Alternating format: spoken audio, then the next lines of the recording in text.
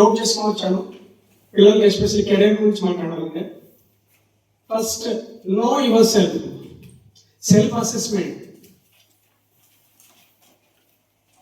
First self assessment అంటే మీకు తెలిసి ఉండాలి. అంటే నేను ఏంటి, నేను దేంట్లో స్ట్రాంగ్ ఉన్నాను, నేను ఎలా చదివితే బాగుంటుంది, నేను ఏ సబ్జెక్టులు చదువుతాను. సరే సబ్జెక్టులు అన్ని కామన్ చదువుతున్నాను 10th క్లాస్లో, కానీ నేను దేంట్లో బాగున్నాను అనేది సెల్ఫ్ అసెస్మెంట్.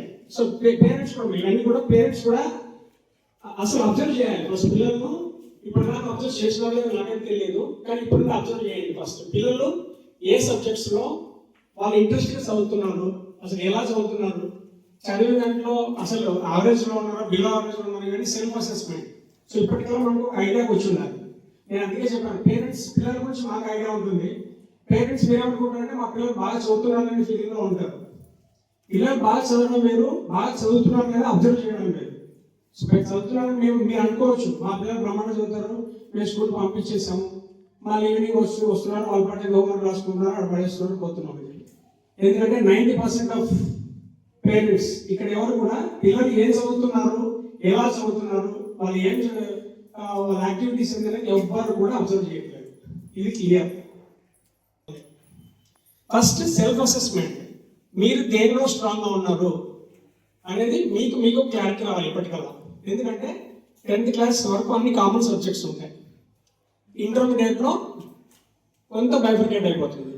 కొంత బైఫర్కేట్ అంటే ఎంపీసీ బైపీసీ అని డీటెయిల్స్ చెప్తాను నేను ఇప్పుడు.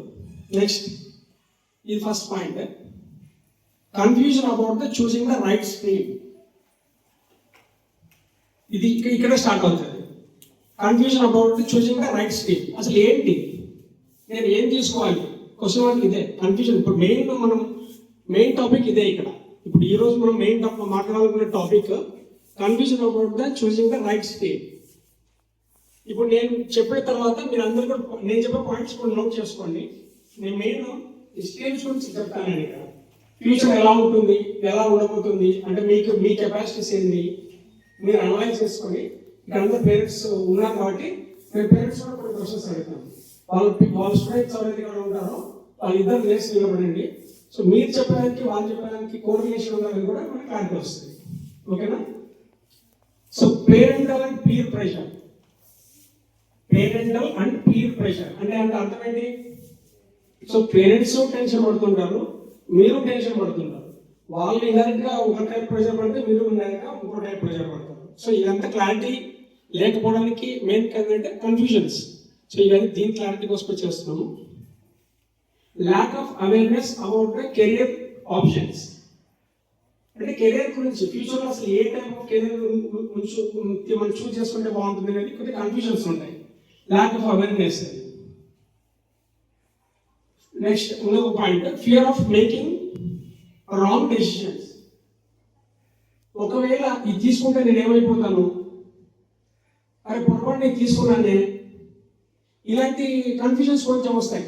ఎందుకంటే ఇంటర్మీడియట్ తీసుకున్న తర్వాత కానీ తెలియదు అది నేను రాంగ్ దారి వచ్చాను, ఏం చేయాలి, అయ్యో కన్ఫ్యూజ్ అయిపోయింది, నెక్స్ట్ నా ఫ్యూచర్ ఏంటి అనే భయం అయితే కొంతమందికి ఉంటుంది.